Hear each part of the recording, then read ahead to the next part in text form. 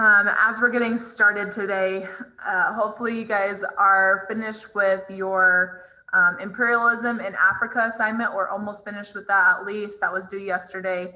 To get that done, that was basically the homework assignment that I gave you guys at the end of class last week, was to do the assignment on imperialism in Africa. So to remind you guys where that was at, let's see. So we had last week our French Revolution video and the assignment that basically you just answer the questions as you're watching it. And then once you're done, I know that a couple of you guys finished that in class, but there's some of you guys who didn't finish that in class last week. So if you did not finish that, make sure that you go in and finish that later. Imperialism in Africa assignment should be pretty straightforward. You're just reading the map pages, these two map pages, and then completing the assignment that is right here. We just can't see it yet. Right here. I mean, most of it should be pretty straightforward to get from the maps, because a lot of it is just kind of fill in the blank. So make sure if you did not get that turned in, that you get that turned in as soon as possible. Okay. All right. First, do we have any questions on things that we talked about yesterday? Any questions from that stuff?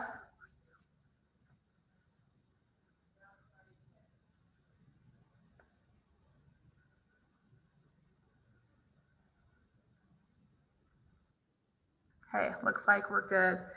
Looks like we're good. Let's see. We've got most of you guys, most of the usuals online today. So that's good. All right, so our topic today is going to be on, it's going to be on World War I.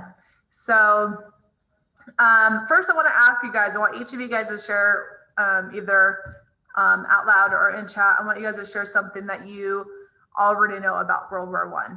So my question at the beginning is, what do you know about World War I? Tell me something you know, like something that they used, something that happened, if you know who was involved, who won. What do you know about World War I?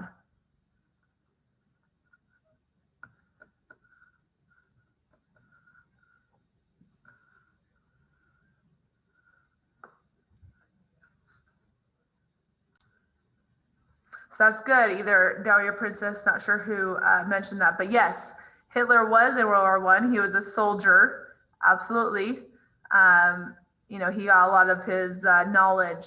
He was able to rise up through the ranks military-wise because of his efforts in World War I. Absolutely, that is something. Okay, good. Anybody else? Okay, so I'm willing to bet you guys know a lot more than you think you do. But so today we're going to talk about, firstly, we're going to talk about the causes of World War I. And then we're going to talk about the kind of like the legacy, what happened in the world after World War I was a lasting effect of World War I. And then we're going to talk about kind of some things that happened in World War I, but we're not going to focus on that so much. Mostly we're going to focus on the causes and the effects of World War I. So let's start with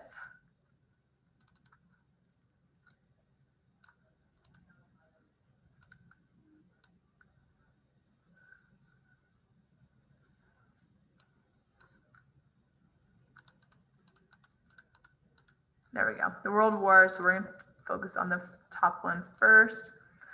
All right, main causes of World War I. So main causes, I have to get rid of that. Okay, so the main causes of World War I. These four causes, as you can see on the left-hand side, MAIN for militarism, alliances, imperialism, and nationalism, are the four main causes of World War I. We're going to go into those in detail. So militarism is basically each country was trying to create a more powerful military than the other countries in Europe. Anything that I have underlined, it means that that is the main part of that cause. It's the main, is basically what is, what the thing is about. So basically they were trying to compare themselves to their neighbor countries. They were pushing to one up the other countries in their military strength. One huge thing about this militarism, it was only made possible because of industrialization. In the late 1800s, the whole world started industrializing. We started creating factories and having mass production of things. So after this mass production, due to the industrial age and industrialization, we had so much stuff that we can make so much quicker. Guns, ammunition, boots, helmets, tanks, trucks, anything that we were going to use, we could make a lot of them very quickly. And so it's just so much easier to build up your military when you have all these supplies that you can use to build them up with. If you only have a little bit of ammunition, you can't really get a lot of people, because you have people just sitting there not having anything to use besides maybe just a sword.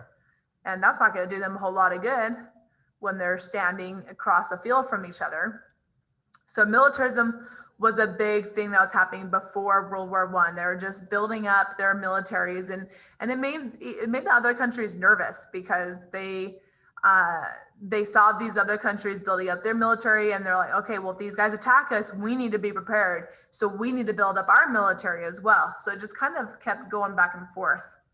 The next one, alliances, is where, I kind of picture this as gang rivalries. They basically group themselves together. They promise to help each other if they were attacked. And then they say, if you get hit, I get your back. I got your back, you get my back. And, and even before fighting even happens, and this is the same with gangs as well, even before fighting happens, they start even more hating the groups on the other side, just because they're on the enemy side, they're on the other group. They start disliking them even more. So basically what would happen is they would say, basically, if you get attacked, I will declare war on the people who attack you. And so they already have their sides already put together before the war even starts, which is definitely unique, because usually in wars before this time, you only got to war if you were directly attacked. I forgot to mention, I do want you guys to write down these 4 main causes of World War I. What you're going to write is just militarism, alliances, imperialism, nationalism. You're going to write those words, but you're going to write down what I have underlined. Okay. I'm not going to make you write the whole thing. Just write down the underlined. So you can, you're just going to write them down on a piece of paper. So I'll give you a minute to get a piece of paper. You're going to write those down as we're talking about it. And then you'll just show me at the end of class, you'll just show me your notes so that I can make sure that you wrote those down. Okay. So you're just grabbing a piece of paper real quick and writing down these 4 main causes of the war. So that's what we're going to write firstly. So you're going to write militarism, and then write down this underlined sentence right here, write down alliances, write down the underline. So that's what we're going to do for each one.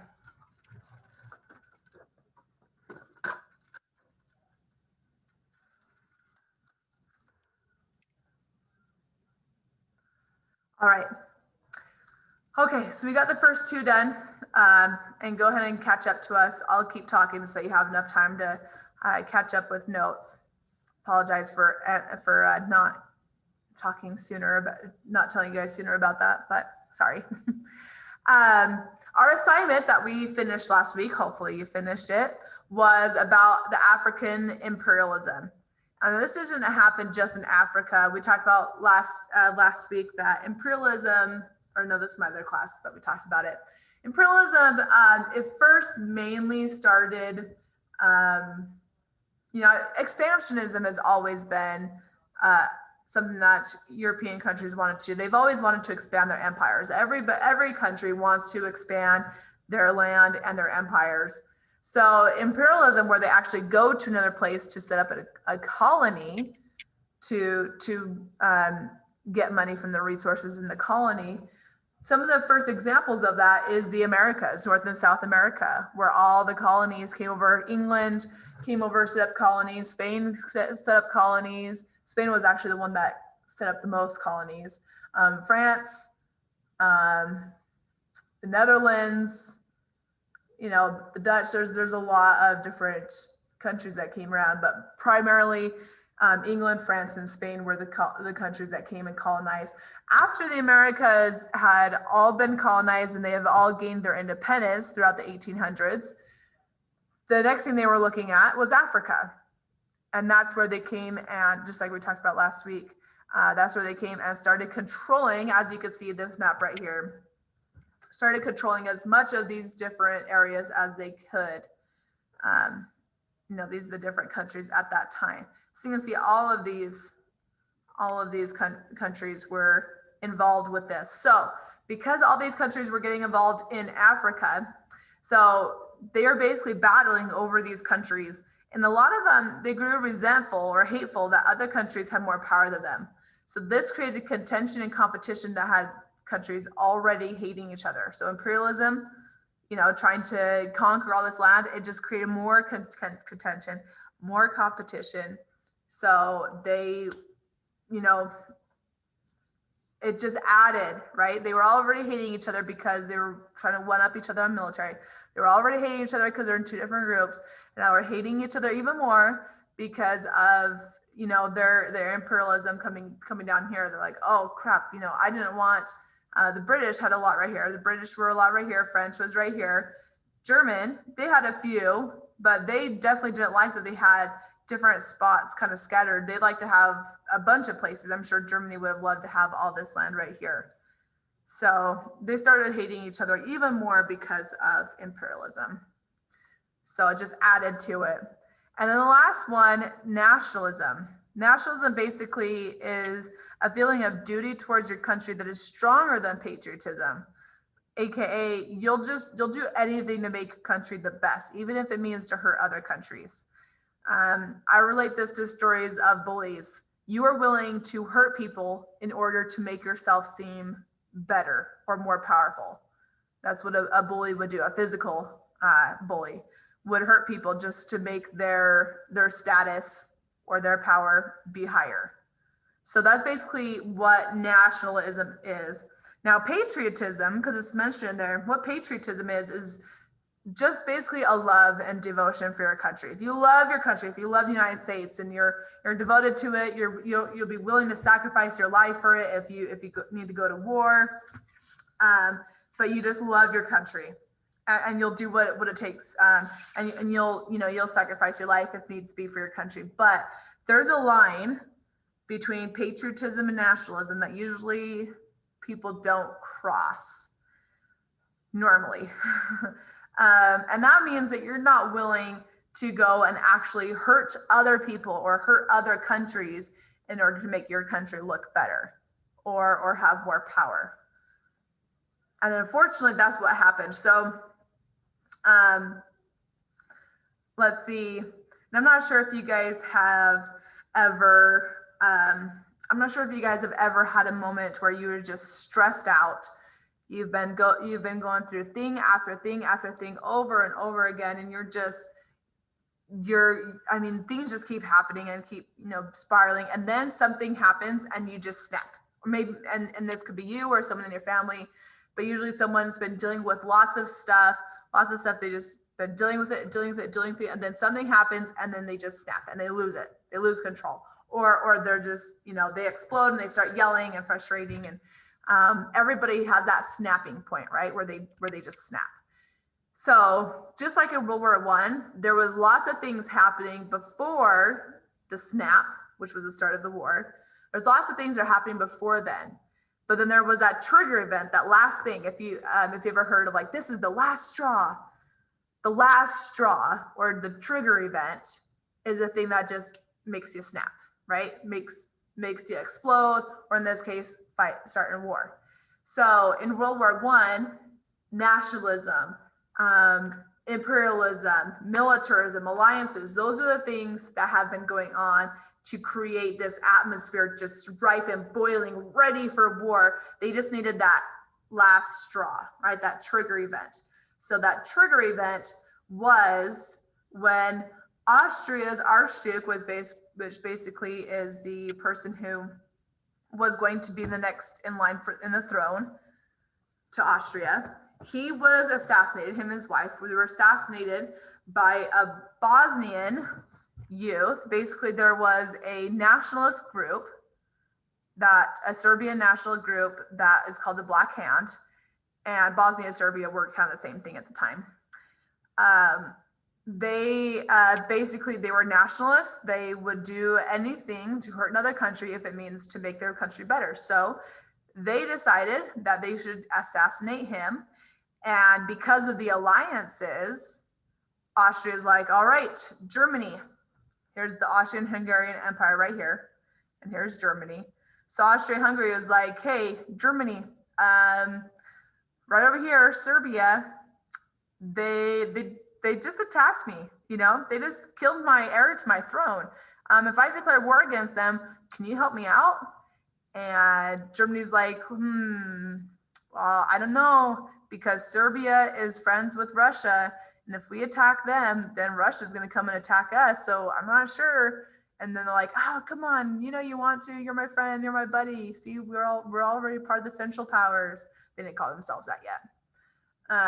And so they're like, okay, all right. So together they declare war on Serbia, and then Russia comes in, and then we have all these other countries join in all over the place, and because of the alliances.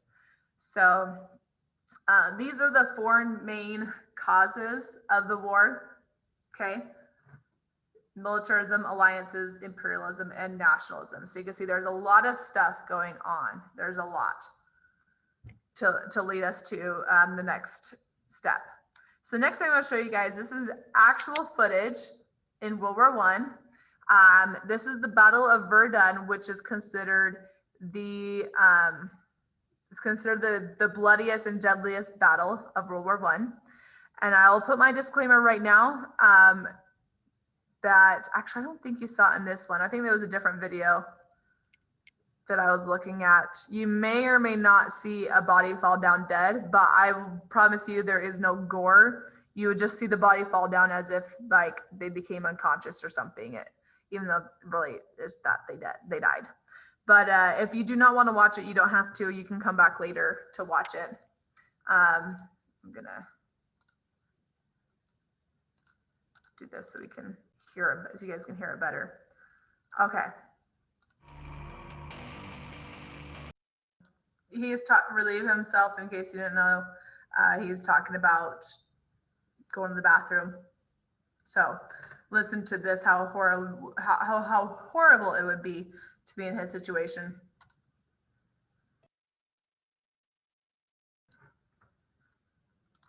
So, I mean, just imagining what it would be like in this war, stuck in the trenches. There are so many things going on in the trenches. I mean, you've got rats going everywhere. Disease was rampant because it's always cold, muddy, wet, and that's a thriving, or not the cold necessarily, but the wetness it allowed diseases to thrive.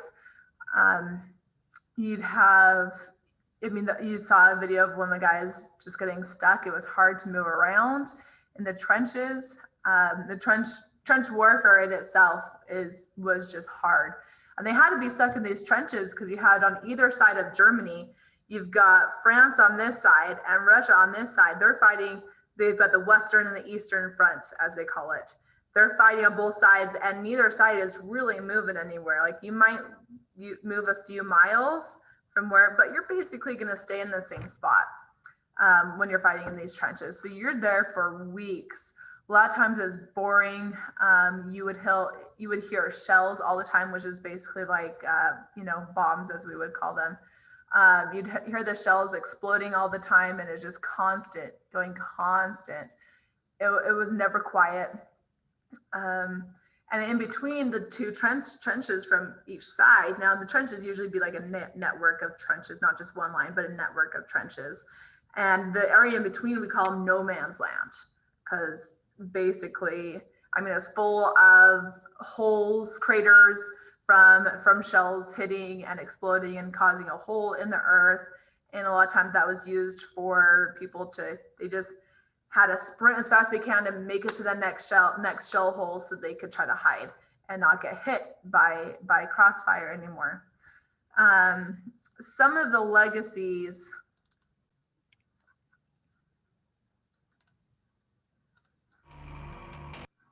Oops, sorry, I'm trying to exit this. Come on. There we go.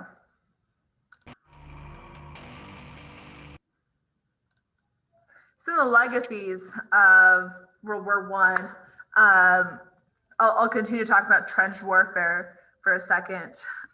In trench warfare, really, and I want you to write down these four on your notes as well. Put legacy of World War One and put down these four on your note paper. This will be the last thing that you're going to write under notes for today. But trench warfare, it was one of the reasons why, like I talked about the diseases, it was one of the reasons why there were so many people who died from diseases in World War One is because of how ripe the environment was for disease in the trenches. And it was hard. I mean, if you stick your head up from behind the trenches, you climb up and stick your head up, you could, you're risking your life. You could risk getting shot because you'd have snipers on the other side waiting for someone to poke their head up even. Next thing I'll talk about is chemical weapons. So mustard gas is probably the one that you guys may have heard of, is the most popular. There's 4 main gases that they used in World War One, but mustard gas was the most commonly used, most famous one. These chemical gases, when they would explode on the other side, they would linger down in the trenches, which made trench warfare even worse because they would linger. They would go low and linger in the trenches, and they mostly affected your skin a lot. It'll burn and it'll sting, and if you breathe it too much, if you don't have the proper mask, or if your mask isn't very good, you might breathe it and it'll get into your lungs, and then it could kill you. Chemical weapons was so horrible during World War One that the international community, or basically most countries in the world, they kind of got together and they said, okay, we should probably not use chemical weapons anymore. And most countries agreed that chemical weapons was not okay during war because of how horrible it was. Is mostly just a way of torture, a method of torture. That's really what it was. It wasn't just killing. It was basically considered worse than killing, because you're not killing someone just so you can win a war, but you're torturing them. So it was considered crossing that line. So that's why there's a ban now on chemical weapons in the world. War in the air, planes is one of the new technology that came out. They would put these shells on their planes, the bombs on their planes, and they would fly them around. And since planes are still relatively new, they didn't have their aiming down to a science yet. So usually you would hit civilians or areas, up to 5 miles off of your target, just because it was really hard to aim in these airplanes. So, but that was starting to become a big part of wars, and that started in World War One. The tank also was huge in World War One. Finally, they created a tank basically to be able to drive over the trenches without falling in. That's what the tank was designed for, and to easily maneuver across no man's land. A lot of tanks in the beginning, they just ended up busting up and weren't very useful, but some of them were. Some of them made it all the way over. They also used the machine gun was a first timer in World War One. The use of submarines as something that was normal. It was normal for the first time in World War One. They also used animals to help them out as well. So horses, of course, usually in battle, but also to help carrying messages. But they also used dogs a lot as well. They would actually train dogs, and this sounds really horrible, but they would actually train dogs to carry a bomb underneath a tank and then leave it there, and then it will explode under the tank, and hopefully the dog will escape. But they would, a lot of times it didn't. They would take it under the tank and try to explode the tank from the bottom, which was the most vulnerable side of the tank. A lot of animals lost their lives in World War One, and there's actually memorials to the animals of World War One as well, which is great. And the last thing is total war. Now, what that means is basically that the war didn't just involve the people who were fighting. It involved civilians. It involved cutting people off from supplies so that towns couldn't get their food. It involved destroying homes. It involved purposely bombing factories making things for the war, even though there's civilians inside of it. They bombed it for the purpose of winning the war. Total war was basically, it's basically like, I'm going to do whatever it takes to win the war, whatever it takes. And so that is one of the more horrifying things about World War One was the fact of total warfare, where anything goes in war. Is basically, it's not just limited to only shooting people who are war against you. They did horrible things, horrible torturous things to people in prisoner of war camps. There was a lot of bad things in World War One. One thing specifically also, the Spanish flu, which we talked about when we talked about the Black Plague, when we were comparing the numbers and stuff like that. The Spanish flu killed a lot of people. It killed 50 million people in the world. It started when people were fighting in World War One, and I think the biggest problem with the Spanish flu and the reason why it wasn't why it was so deadly is because countries such as our own they were basically controlling the newspapers to only allow positive things being printed about the war and not negative things. So the fact that this flu was devastating our soldiers out there because they were close together, they couldn't, quarantine, they couldn't isolate because of the conditions out there. A lot of soldiers lost their lives to the flu. So the government, because of I only want to print positive things about the war, not negative things. By the time that soldiers started coming home after the war, nobody knew that they were riddled with this flu. So they came home and it spread across the whole country because nobody even knew. And by the time the people even knew, it was already too late. They could have contained it before soldiers came home. They could have contained it right after soldiers came home when it was just one military base that had it. But they didn't, and then just spread like wildfire. Started slowly, but it spread like wildfire. So it killed a lot of people. The reason why it's called the Spanish flu is because Spain was pretty much the one country that did not censor or control their newspapers. They were allowed to post about it. So they did. They had a lot of articles in the Spanish newspapers about it.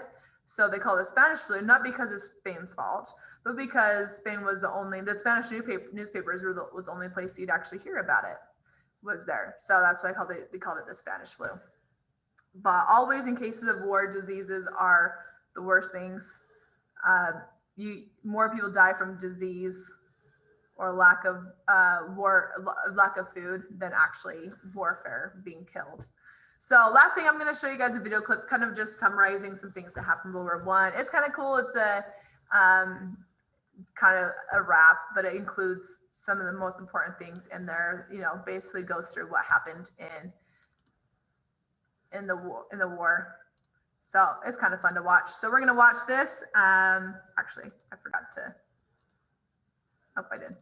So we're gonna watch this, and then after this is over, I'm gonna have you guys show me your notes, and then we will be done with class for today.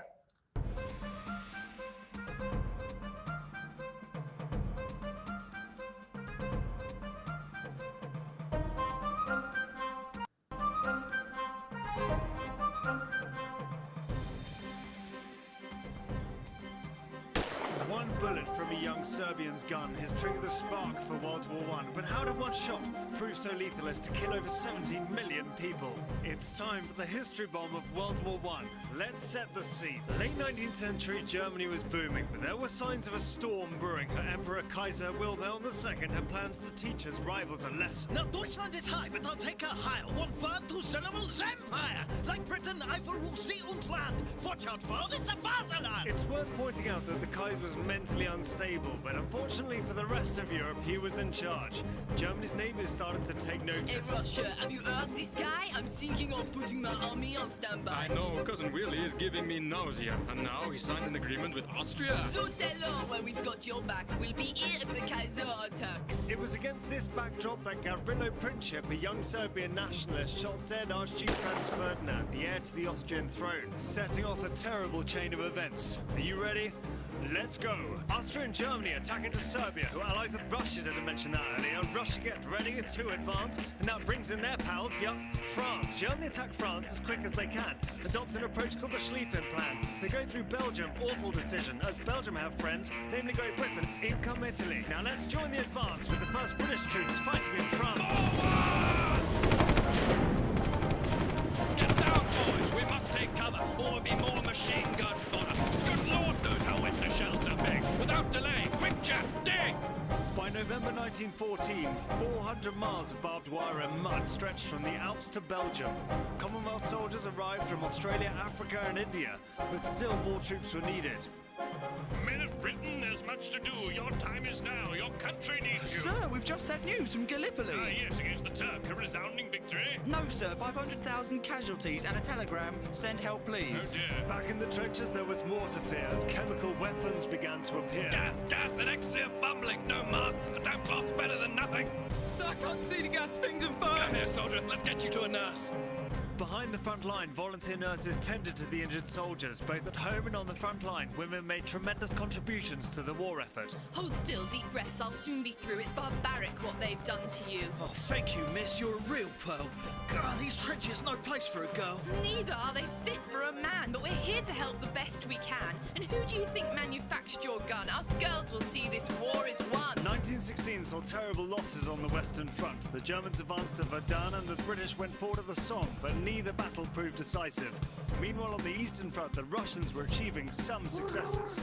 Sir, news from the Russian army. Blimey, that pigeon's flown a long way. Let me guess, they've been pushed back. No, actually, they've had a good crack. General Brusilov makes good progress. His wide attacks put Fritz under stress. His advance no less than 60 miles. Superb, great news. I like his style. Oh, hang on. And now his attack's been stalled. German reserves have been called. Oh, blast. It would take new tactics and technology to break the deadlock on either front. In 1917, Germany made a fatal calculation by pursuing a ruinous naval strategy. This war has gone on long enough. It's time for Deutschland to get tough. The Allies need their post to stay alive. Cut these off and they cannot survive. German U-boats attacked Allied shipping to cut off supply. Critically, they attacked American ships, and in response, the United States declared war on Germany. It would take another year, however, for American troops to actually arrive in Europe. In the meantime, a Russian revolutionary seized his moment. My Russian brothers, listen in. Let me introduce myself. Vladimir Lenin. I promise to take this country far. But first, we need to kick out the Tsar. Good, that was easy. Now everyone's equal. We'll have bread, land, and peace for the people. I think Mother Russia's had enough of this war. I'll meet with the Germans to settle this score. The meeting took place in November 1917, and Russian land was divided by Germany into independent states, including the Ukraine. With Russia now out of the war, the Germans moved all efforts to the Western Front and planned a colossal effort in the spring of 1918. Ultimately, the offensive failed, and at this pivotal moment, the Americans finally arrived. Hey, what's up? No photographs, please. We got your memo and... Geez, things have gotten out of hand. Good thing you called up Uncle Sam. The enemy had better reach for the skies or light it up like the 4th of July. You idiot! By May 1918, 200,000 American troops were arriving per month, and after withstanding the German offensive, new technology and tactics proved decisive for the Allies. Right, chaps, this is it. We have orders to make the hit. Keep behind the tanks and use the Lewis gun. A creeping barrage will shatter the HUD. Our planes will protect from the skies, then we'll hold the line until support arrives. Finally, the Allies got some traction, putting the Germans out of action. At 11 a.m. on the 11th of November, the guns fell silent upon German surrender. All in all, a tragic loss. Europe secured, but at what cost? A generation lost. We are forever in debt. 100 years hence, lest we forget.